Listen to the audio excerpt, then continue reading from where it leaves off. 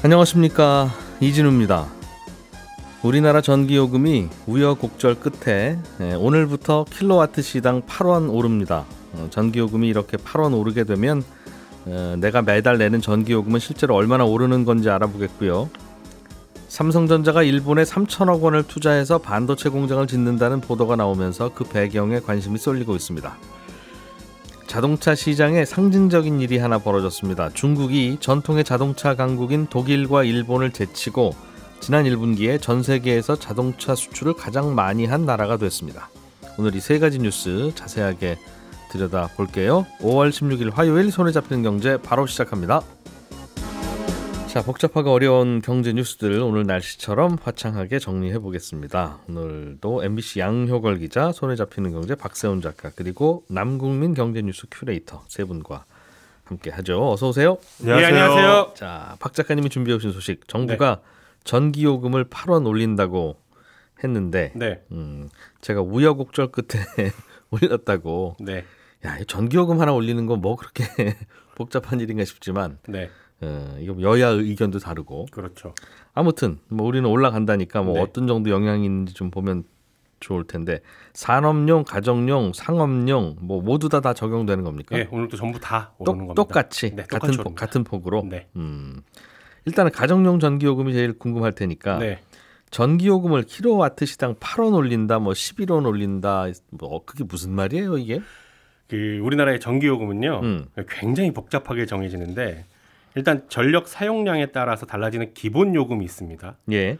여기에 전력량 요금이 있고요, 기후 환경 요금이 있고요, 연료비 조정 요금, 이렇게 네 가지 요금이 있습니다. 그거야 이제 그쪽 사정이고. 그렇습니다. 우리에게는 다 전기요금이죠. 네, 이걸 다 더하면 우리가 매달 내는 전기요금이 되는 거고, 여기에 또 이제 부가세랑 전력기금을 추가로 또 내야 되고, 듣기만 해도 복잡하잖아요. 예. 이 중에 그럼 어제 정부가 올린 건 뭐냐? 여기가 중요합니다. 전력량 요금을 올리기로 한 거예요. 근데 이 전력량 요금이라는 건요, 전기 사용량에 따라 3단계로 다르게 적용이 되는데, 사용량이 200kWh 이하면 얼마, 400kWh 이하면 얼마, 400kWh 초과하면 얼마, 이렇게 정해져 있습니다. 200, 400을 기준으로 전체를 세 구간으로 나눠서 그렇습니다. 전기를 조금 쓰는 집, 중간 쓰는 집, 많이 쓰는 집, 네. 이렇게 구별하고, 네, 많이 쓰는 집은 무겁게, 그렇습니다. 중간 쓰는 집은 어중간하게, 조금 쓰는 집은 깎아서, 그렇습니다. 그렇게 전기요금 매기는 책이라는 말이죠. 그렇게 되어 있습니다. 그거는 알아요. 그건 그렇게 우리 있죠. 누진제라는 것도 알고, 그래서 네. 그래서 에어컨 무서운 거잖아요. 그게. 그렇습니다. 그러니까 어제 8원을 올렸다는 건 이 각 구간별로 똑같이 8원씩을 올린다라는 겁니다. 그러니까 많이 쓰는 집도 킬로와트 시당 10,000원. 네, 8원. 8원. 적게 쓰는 집도 킬로와트 시당 8원. 그렇습니다. 계산식이 좀 복잡하긴 한데 제가 어제 해보니까요. 예. 내가 한 달에 사용하는 전기량에다가 8을 곱하면 네. 대략 그 정도가 내가 추가로 더 내는 전기요금이다 라고 생각하면 틀리진 않습니다. 그럼 우리 집은 식구도 많고 그냥 네. 전기 펑펑 쓰는 게 나의 플렉스야 라고 해서 한 800kg, 네. 한 뭐 1000kg 쓴다 한 달에. 네. 한 달에 1000kg 쓰면 킬로와트 시당 8원 올라가는 거니까 한 달에 8,000원. 8,000원. 거기다 부가세 더하면 8,800원. 네. 대략 한 9,000원에서 10,000원 사이 정도 더 낸다, 그렇게 생각하면 되는 거예요. 대략 그렇게 쓰시면 됩니다. 물론 정확히는 뭐 아주 정확한 건 아닙니다만 얼추 알겠어요. 계산하면 그 정도 오른다고 생각하시면 됩니다. 대체로 이런 거 할 때도 많이 쓰는 집은 많이 올리고 적게 쓰는 집은 적게 올리고 보통 그렇게도 하는데, 네. 이번에는 전 국민 공평하게 올렸네요. 그렇습니다. 근데 또 이제 평소에 제가 한 350kWh씩 쓰다가 예. 401kWh를 넘어가는 순간에 또 전기요금이 확 달라지긴 하죠. 물론. 알겠습니다. 이 전기요금을 이렇게 올리는 게, 한전이 그동안 전기요금 올려야 되는데 못 올려서 네. 적자가 쌓이고 적자 쌓여서 그 돈 채권으로 메꾸러 다니고 그러는 바람에 또 채권 시장은 저 덩치 큰 저 녀석은 뭐냐 그러면서 난리가 나고, 네. 이제 그랬던 것 때문에 그러는 거죠. 그렇습니다. 이번에 8원 올리면 적자가 이제 좀 메워져서 한국전력이 손해는 아니에요 이제? 어림도 없다는 게 중론인데요.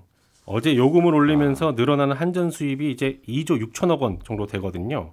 근데 한국전력의 누적 적자가 44조 원 정도 됩니다. 그러니까 킬로와트 시당 8원 올리는 걸로는 40조 원 넘는 적자는 손도 못 대는 거예요.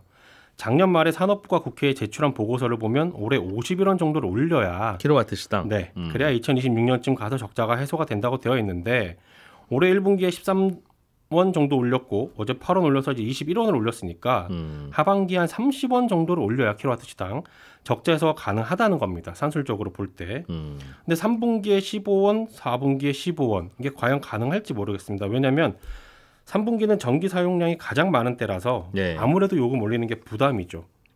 그럴 수도 있고요. 그럼 4분기는 가능하냐? 그것도 예. 쉽지가 않은 게 내년 4월에 총선 있지 않습니까? 우리나라 전기요금이라는 게 시장 원리에 따르는 게 아니라 전기요금 정치 이벤트죠. 그렇죠. 사실상 정부 여당이 그 키를 쥐고 있기 때문에 내년에 있을 국회의원 선거 앞두고 민심에 영향을 줄 전기요금 올리는 건 쉽지 않을 거다. 다들 이렇게 보고 있습니다. 다만 정부와 여당 생각은 이런 것 같습니다. 지금 한국전력이 적자가 나는 이유가 한전이 민간발전소에서 전기를 사오는 가격보다 싸게 팔아서 그런 건데 예. 작년에 비해 올해 전기 만드는 원가가 좀 내려가고 있기 때문에 그러니까 전기 LNG, 사오는 가격이 네. 낮아지고 있다. 그렇습니다. 3분기 정도 되면 한전이 사오는 가격이 좀 싸질 거라는 거죠. 예. 그러면 분기 흑자도 나올 수 있긴 할 텐데 지금 한전이 발행한 채권이 77조 원이 넘어요. 그동안 40억 원. 1, 2년간 뭐 계속 적자 봤던 그것 때문에. 네. 그러니 추가로 요금을 올려야 한다는 얘기는 계속 나올 거라서 이제 한전에 쌓여가는 그 부담을 누구에게 어떻게 나눌 것인가 이런 지적과 고민들이 앞으로도 계속 나올 수밖에 없는 그런 구조입니다. 이번에 올린 걸로 흑자까지는 아니고 네. 그냥 이대로 두면 한 가을쯤에는 이른바 똔똔은 될 것 같고. 네. 그러나 그동안 쌓인 빚이 너무 많아서 그건 힘듭니다. 그것까지 갚으려면 어림도 없다. 그렇습니다. 알겠습니다. 그 정도가 올랐군요. 남국민 기자님, 삼성전자가 일본에 반도체 투자하기로 했다던데 3천억 원을 예. 어디쯤에 무슨 공장 짓는 겁니까? 예. 어제 일본 경제지 니케이가 보도한 내용인데요. 삼성전자가 3천억을 투자해서 일본 도쿄 인근에 첨단 반도체 연구 거점을 만들기로 했다고 합니다. 이게 2025년 가동을 목표로 건설에 들어간다고 하는데요. 아직까지 삼성전자는 정해진 게 없다. 신중한 입장을 내고 있는데 네. 업계에서는 신규 투자가 이뤄지는 것 같다. 이렇게 받아들이는 분위기입니다. 말씀하신 게 이번에 짓기로 한 거는 한국의 용인이나 평택에 있는 매우 큰 생산 공장은 아니고 네. 주로 첨단 반도체를 연구하기 위한 R&D 시설입니다. 그럴 것 같아요. 3천억 원 가지고 공장 지으면 뭐 그렇죠. 어디 공장 입구나 짓겠어요? 그렇죠. 보통 30조 정도는 들어가야 공장 짓는다 이렇게 얘기를 하죠. 예. 주로 하는 게 반도체 생산 후반부에서 거치는 패키징 같은 후공정 기술을 개발하는데 집중할 것 같다 이렇게 분석하고 있고요. 연구 시설. 예. 여기서 강점을 갖고 있는 일본과 협력하기 위한 목적으로 보입니다. 지금까지는 삼성전자 공장 뭐 미국에 지어라, 중국에 지어라 뭐 여러 가지 말들이 많았는데 일본은 듣던 얘기는 아닌데 좀 갑작스럽다는 생각은 드는군요. 예, 이 기사가 흥미로웠던 게 일본의 반도체 공장을 짓는다. 이게 예. 흥미로웠던 건데요. 가장 큰 이유는 일본 반도체 소재, 부품, 장비 경쟁력, 보통 소부장이라고 하죠. 네. 이 경쟁력 때문에 일본을 골랐다. 이렇게 보고 있습니다. 그러니까 우리가 반도체 생산에서는 세계 최고 수준이지만 그 기반이 되는 이제 소부장에서는 여전히 일본의 우위가 높습니다. 예. 2019년에 일본이 일방적으로 한국에 대한 소부장 수출 통제를 한 뒤에 국내에서도 이거 우리가 직접 만들자 국산화 운동을 해왔는데요. 그래도 여전히 핵심적인 소재나 장비는 일본산에 대한 의존도가 굉장히 큽니다. 예. 그러니까 삼성전자의 주요 납품업체가 103곳인데 여기서 약 절반이 한국 기업, 그 다음으로 많은 게 18곳이는 일본입니다. 그러니까 여전히 이렇게 싸웠어도 일본의 의존도가 크다 할 수 있고요. 네. 이런 이유로 지난 3월 달에는 전국경제인연합회에서 반도체 경쟁력을 이제 높여야 하는데 일본과 기술 협력을 더 강화해야 한다. 이런 보고서도 냈습니다. 그러니까 지금 세계적으로 반도체 경쟁이 너무 치열하니까 협력할 건 협력하고 우리가 잘하는 거에 집중을 하자 이런 얘기를 하는 겁니다. 기술 협력하기 위해서. 네. 근데 요즘은 반도체 관련 시설 지으면 보조금 준다고 유럽에서도 오라고 하고 미국에서도 오라고 하고 중국은 나가지 말라고 하고 네. 그래서 어디 가면 뭐 여기는 좀 보조금 줍니까? 뭐 이렇게 질문할 수밖에 없는데 네. 일본도 보조금 준답니까? 요즘은 장학금 받고 가는 게 당연한 것처럼 반도체 공장들이 예. 이제 줄을 서 있는데 투자한다는 곳이 이번 투자에도 상당한 규모의 보조금이 지급될 걸로 보입니다. 보도를 종합하면 일본 정부가 삼성에 대략 1,000억 원, 많게는 투자금의 거의 절반을 보조금으로 줄 거다. 이런 전망이 나오고 있습니다. 예. 우리는 90년대 일본 반도체 산업의 몰락 이야기 여기에 굉장히 익숙해서 예. 일본이 반도체 산업을 키운다 이런 게 굉장히 낯설잖아요. 그런데 지금 굉장히 열심히 반도체 유치를 하고 있습니다. 일본이. 일본은 대만의 TSMC 공장도 유치했고요. 이번에 새로 들어갔더군요. 예, 일본으로. 미국의 마이크론 공장도 유치했습니다. 그러니까 둘 다 막대한 규모의 보조금을 지급했고요. 예. 일본이 워낙 그 소부장 경쟁력이 뛰어나다 보니까 이걸 기반으로 우리도 다시 반도체 밸류체인을 복구해보자 이런 전략이 있습니다. 예. 근데 왜 일본으로 다시 돌아가거나 일본으로 짓습니까? 라고 여쭤보면 요즘엔 여러 이유 중에 저렴한 인건비요. 맞습니다. 라고 답하는 경우도 있어서 깜짝 예. 놀라요. 그렇죠. 일본이 인건비가 저렴해요? 그렇게 여쭤보면 우리나라보다는 저렴해요. 그렇게 얘기하기도 하고, 야, 벌써 그렇게 됐구나 하는 생각을 또 뒤늦게 하게 되는 그런 순간들도 있더군요. 네. 무슨 기술 연구하려고 가는 거냐고 물으면 그건 영업비밀입니다. 이렇게 얘기하겠죠? 그렇죠. 공식적으로 밝히지는 않을 텐데요. 예. 지금 여러 가지 분석을 보면요, 업계에서는 이제 삼성전자랑 일본이 반도체 후공정에 아마 협력을 할 것이다. 여기에 집중하려고 일본을 선택했을 것이다. 이렇게 보는데요. 반도체 제조는 크게 전공정, 후공정 이렇게 나뉩니다. 축구처럼. 예, 큰 실리콘 덩어리를 잘라서 그걸 웨이퍼라는 얇은 판을 만들고 예. 그걸 다시 위에 정교한 회로를 새기는 게 우리에게 익숙한 반도체 기술인데요. 뭐 5나노, 3나노 하는 이런 기술들이죠. 이런 거는 보통 전공정 이렇게 말을 합니다. 전반전. 예, 이거는 우리나라도 굉장히 잘하는 분야인데 문제는 이 분야가 워낙 경쟁이 치열해서 지금은 다들 상향 평준화가 이루어진 거예요. 대만이랑 우리나라 얘기겠죠. 그러다 보니까 여기서는 큰 차별화가 너무 어렵다 이런 상황인데요. 그래서 요즘에 눈을 돌리는 게 후공정입니다. 반도체를 다 이제 제조하고 나면 이걸 정교하게 요즘은 층층이 쌓아서 높은 집적도를 구현을 하는데 이 기술도 거기 들어가고 또 출하하기 전에 적합하게 잘 패키징을 하는 일 예. 그리고 이게 양품인가 성능 테스트라는 기술 등이 다 여기 포함됩니다. 근데 이 분야는 아직까지 경쟁이 덜했고 압도적인 1등도 없거든요. 그런데 이거의 경쟁력을 가진 게 일본이라서 일본에 가서 이쪽에 좀 같이 연구를 해서 우리도 실력을 기르고 여기서 새로운 돌파구를 만들어서 한번 반도체 경쟁에서 좀 대만을 따돌려 보고 싶다. 이런 전략이 있지 않나 분석을 하고 있고요. 이런 기술을 배우려면 협력을 해야 되는데 뭐 예. 대만은 경쟁 상대고 중국은 이제 분위기상 협력이 어려우니까 선택지가 일본밖에 없지 않았나. 일본하고. 네. 요즘 조금 외교적으로 친해지고 있으니까 더 편하게 접근이 됐나 봐요. 예. 중국 입장에서는 별로 마음에 안 들겠습니다. 맞습니다. 사실상 이걸 한미일 반도체 협력을 강화하는 조치다 이렇게 보는 건데요. 전 세계 반도체 산업은 지금까지 미국이 설계도를 그리면 일본의 소재와 장비를 가져다가 한국과 대만이 제조하는 구도였습니다. 예. 여기에 중국이 우리도 좀 껴보자 아니면 우리가 다 하겠다 이렇게 나오니까 미국이 단속에 들어간 거죠. 이제 설계도 단계에서부터 제안을 하는 건데 이번 조치도 한국과 일본이 등을 돌리고 있을 게 아니라 너희들 싸울 게 아니라 예. 빨리 협력을 해서 이쪽 진영의 경쟁력을 높여서 중국이 아예 따라 붙지도 못하게 해야 된다. 이런 구도가 있지 않을까 분석을 하고 있습니다. 그렇군요. 그리고 한국 입장에서도 필요한 선택지인 게요. TSMC라는 너무 강력한 경쟁자 때문인데요. 미국과 일본은 각자 자기 역할이 있잖아요. 방금 말씀드린 설계나 소부장 있는데 한국은 여기서 대만과 경쟁하는 구도입니다. 그런데 요즘에 AI 기술이나 여러 기술에서 더 뜨고 있는 비메모리 분야에서는 여전히 대만이 압도적인 우위를 갖고 있거든요.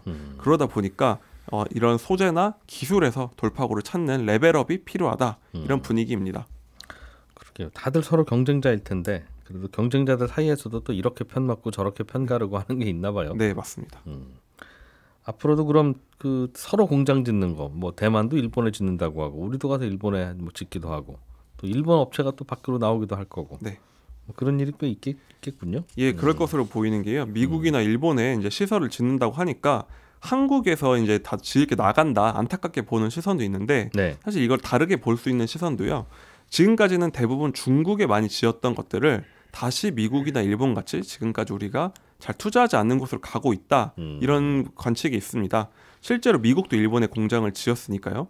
그리고 또 국내에서는 어떤 얘기가 나오냐면 우리가 지었으면 일본은 용인 반도체 클러스터 같은 곳에 소부장 기업들이 투자를 해야 한다. 그렇기 때문에 많이 진출할 것이다. 이렇게 보고 있고 대만과는 또 경쟁 관계지만 일본과 미국 간의 협력하는 구도가 앞으로도 가능할 거다 보는데요. 또 얘기가 나왔던 거죠. 흥미로운 게 이번에 이재용 삼성전자 회장이 머스크를 만났거든요. 일론 머스크를 만났는데 앞으로는 이런 소비 단계에서도 미국과도 협력할 게 나올 것 같다. 이렇게 보고 있습니다. 팀워크가 점점 강해지는 흐름입니다. 그렇군요. 한일 간의 반도체 전쟁 벌어졌다. 다시는 안 볼 것 같다 했던 게 2019년인데 네, 한 3, 4년 만에 또 분위기 다 달라졌네요. 맞습니다. 확 변했습니다. 그러게요.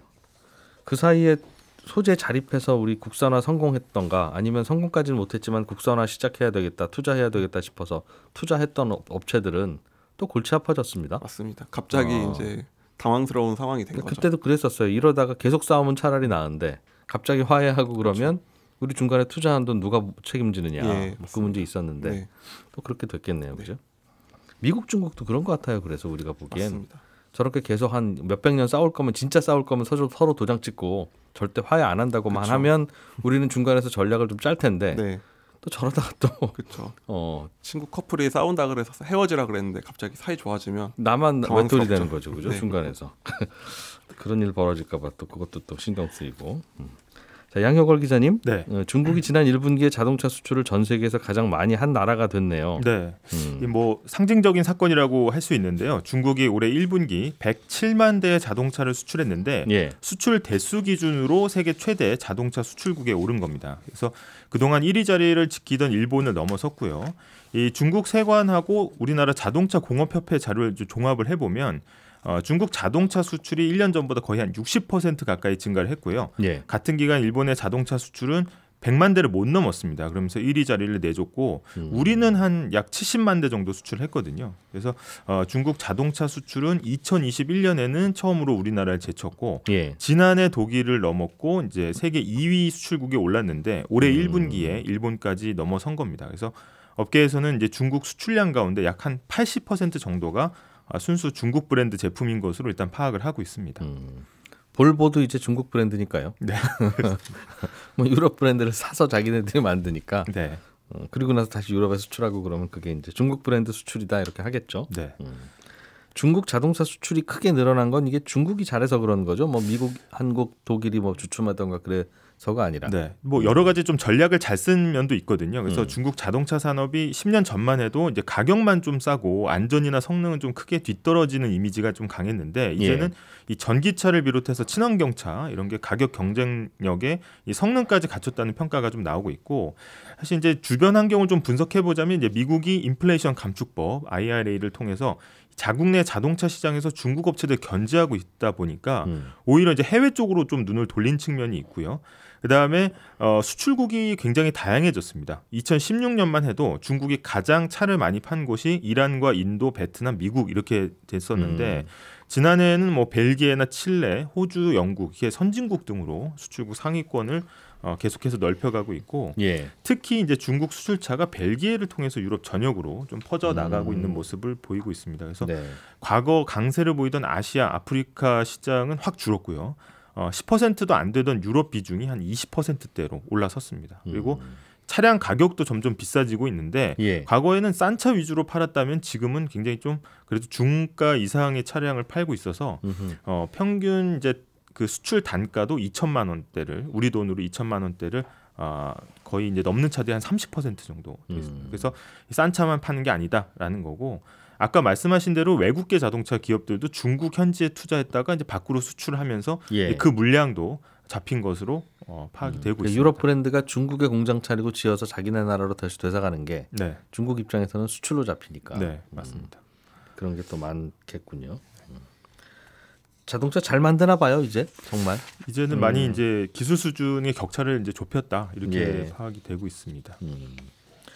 미국이랑 싸우면서 중국이 수출이 쉽지 않을 줄 알았더니 이제 유럽 쪽으로 또 돌리면 네, 유럽은 딱히 누구 편이다라고 하기가 좀 모호하기도 하고 네, 그냥 크게 보면 미국 편 해야 될 것 같은데 미국이 좀 얄미운 네. 그런 맞습니다. 동네잖아요. 네, 이 유럽 같은 경우에는 미국에 비해서 정치적으로도 좀 중국 업체들의 상대적으로 예. 우호적이고요. 그다음에 계속해서 내연기관차를 친환경차로 지금 바꾸고 있기 때문에 수요도 꾸준히 늘고 있습니다. 그래서 아하. 이 자동차뿐 아니라 이 친환경차에 있어서 가장 중요한 배터리도 이제 계속해서 중국이 점유율을 늘려가고 있는데 이 최근에 나온 한국 무역협회 보고서를 보면은 거의 그 중국 배터리 업체들의 시장 점유율이 2020년에 한 15% 정도 됐는데 예. 지난해 30%를 넘었습니다.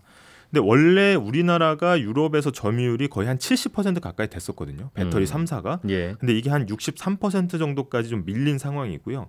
이 EU 시장이 전 세계 리튬이온 배터리 시장에서 한 4분의 1 정도를 차지한 큰 시장이기 때문에 앞으로 이 시장을 1, 2년 동안 잡는 게 가장 중요한 시기가 될 거다. 이렇게 분석이 나오고 있습니다. 그래서 유럽 내의 완성차 업체들이 이제 본격적으로 전기차 좀 이제 생산해야겠다 하면서 그러면은 배터리 파트너는 누구랑 할까? 이렇게 이제 배터리 파트너를 확정해서 이제 쭉 생산을 해야 되는데 이런 제휴가 앞으로 1, 2년 내에 집중될 것으로 보이거든요. 그래서 이런 중요한 순간에 중국 업체들이 유럽 시장에서 점유율을 늘려가고 있다. 이게 굉장히 불안한 요소가 되겠습니다. 그렇군요. 전기차니까 이제는 뭐 메이드 인 차이나나 메이드 인 USA나 그게 거기서 거기라는 거군요. 그냥 배터리 사다 달면 되는 거지. 뭐 그게 이제 이런 상황이라서 네, 맞습니다. 분위기도 좀 달라지는 것 같고. 중국 정부가 최근에 첨단 산업에 공을 많이 들이고 있는 것 같습니다. 네, 이 최근에 중국 관영 매체들이 계속해서 자주 언급하는 분야가 네. 있습니다. 신산양이라고 해서 우리말로 치자면 세 가지 새로운 품목이라는 뜻이거든요. 이게 전기차와 리튬 배터리, 태양전지 이게 세 개입니다. 중국 수출품. 네, 예. 주력 수출품인데 과거 중국의 주요 수출품이 의류, 가구, 가전이었거든요. 이게 이제 바뀌면서 어떻게 보면 이제 신산업 쪽으로 지금 이동을 하고 공을 들이고 있는 모습인데 예. 이 세 가지 모두의 공통점이 저탄소 친환경 분야라는 겁니다. 그래서 이게 유럽 시장 진출에는 굉장히 좀 좋은 조건이고요. 그다음에 하나 좀 짚어야 되는 게 올해 1분기, 그러니까 이 신산양 세 가지 품목이 어디로 수출되는가를 봤는데 네. 올해 1분기 가장 수출이 증가한 게 우리나라였습니다. 그래서 우리나라가 이 세 가지 중국의 주력 수출 품목을 가장 많이 수입하고 있더라. 요즘에 빠르게 늘리고 있다. 네네. 중국으로부터 수입을. 맞습니다. 그래서 중국의 배터리나 태양전지 등의 수입이 크게 늘면서 이 최근에 우리나라가 이제 커진 무역 적자가 어느 정도 이제 설명이 된다라는 겁니다. 중국에서부터 오히려 사다 쓰는 게 많아지고 있군요. 네. 그것도 소비재도 아니고. 네. 자, 이 소식만 간단히 좀 들어보죠. 아르헨티나가 기준금리를 6% 포인트를 올리기로 했어요. 네, 그래서 이제 아르헨티나의 기준금리가요. 연 97%가 됐는데 91이었다가 97이 됐습니까? 네. 브라질이 13.75%, 전쟁 중인 러시아가 7.5%니까 얼마나 높은지 감이 오시죠? 야. 이렇게까지 급하게 올린 건 물가 때문인데 지난달 물가지수 나온 걸 보니까 1년 전에 비해 109% 가까이 올라서요. 2배 올랐다 다. 네, 1991년 이후 최고치입니다. 그러다 보니까 이 정부가 부랴부랴 기준금리를 막 올리고는 있는데 야. 사실 금리 올려서 물가 잡힐 것 같으면 전 세계 여러 나라들이 물가로 고민하는 일은 없을 거라서 물가도 쉽게 잡히진 않을 걸로 보입니다. 기준금리가 97이에요. 예. 와. 그래서 올릴 때마다 6% 포인트씩 올리는군요. 야, 이번에 확 올려버린 겁니다. 물가가 계속 올라가니까 네, 정부가 또 세금 안 거치니까 화폐를 많이 찍어내고 그러는 모양이네요. 그렇습니다. 예, 저는 내일 아침 8시 30분에 또 경제 뉴스 재밌는 거 잘 골라오겠습니다. 이진우였습니다. 들어준 여러분 고맙습니다.